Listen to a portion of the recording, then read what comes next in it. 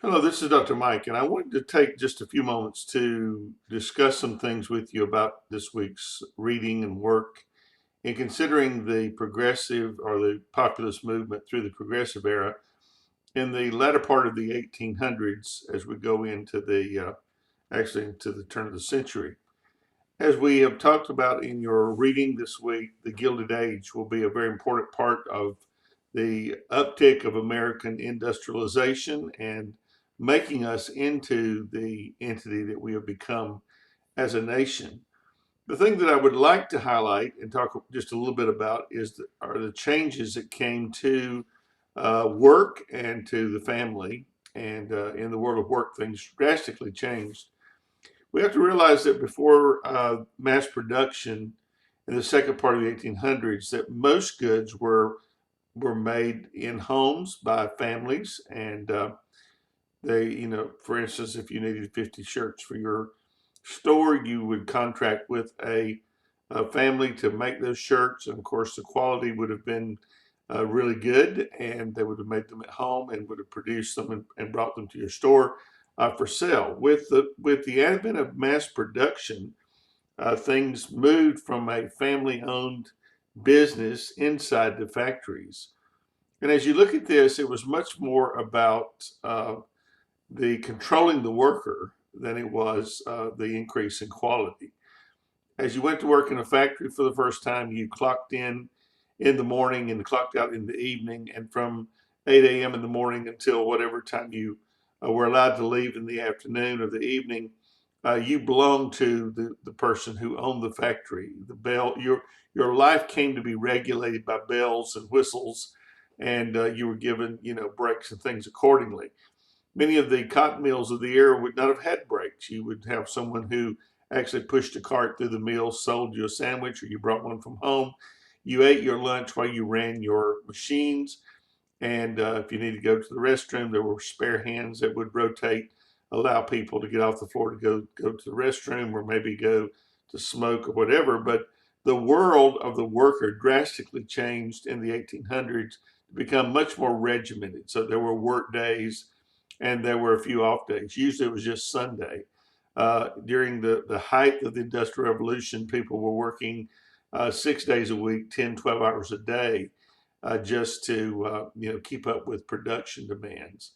Initially, when the industrialization started, wives and children came into the factories to work, and children as young as 5 years old were working. By the end of the latter part of the 1800s, labor laws were being formed to get children out of the workplace because it was a hazard to their well-being, and so the rules gradually would change till to the point that a 9-year-old was able to work, and then a 15-year-old, and so these things all began to grow in the late 1800s, where labor became a growing issue because these barons of industry like Carnegie and J.P. Morgan and all the other guys that controlled the levers of industry were much more about making money than they were worker safety or workers' rights or workers' benefits. And so they really worked people at a really low wage. And remember, this is the first time that people are working for wages. Usually it was a piecework deal.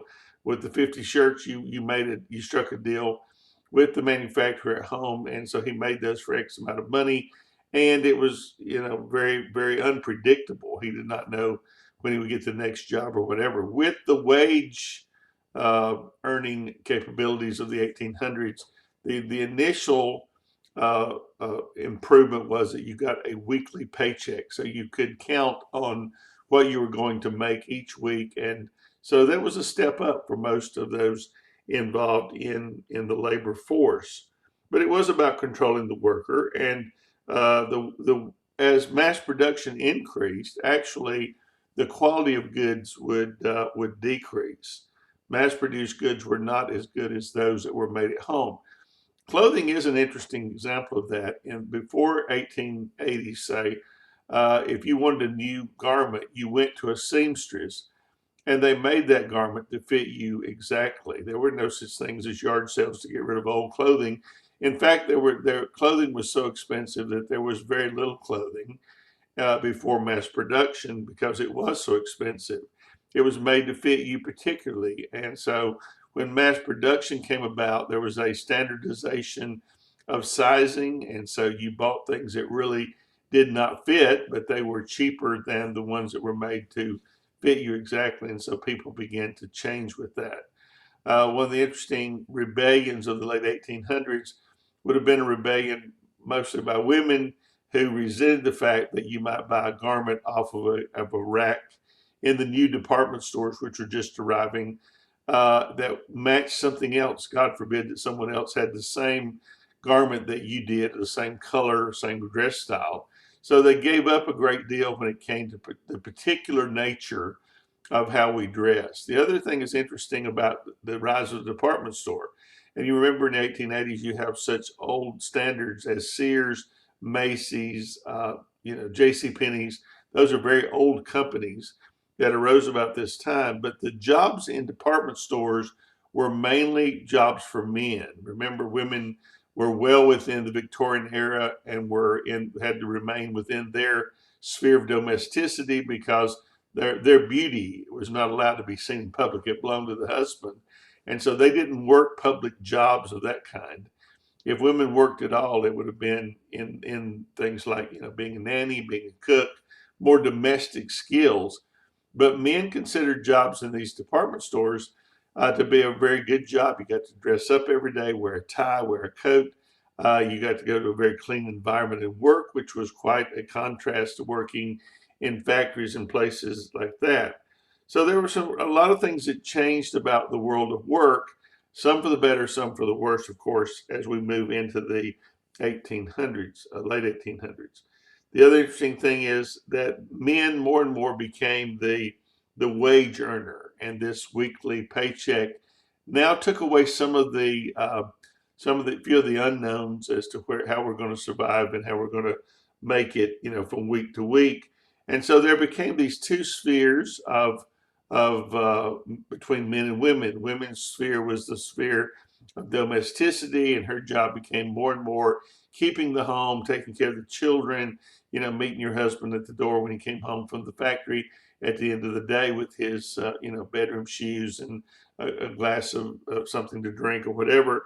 And the men became more and more the breadwinner. So there is this polarization within the family that's brought about by work and about the scheduling of work that greatly changed the life of the average person. So family life of necessity would change, and a lot of thought and studies have been made about those changes and how they shaped America. And as we move into the 1900s, we will see many of those will change yet again the landscape of the family in American life. But the Industrial Revolution had one of the greatest influences on family life and on the wage and on affluence of any other period in history.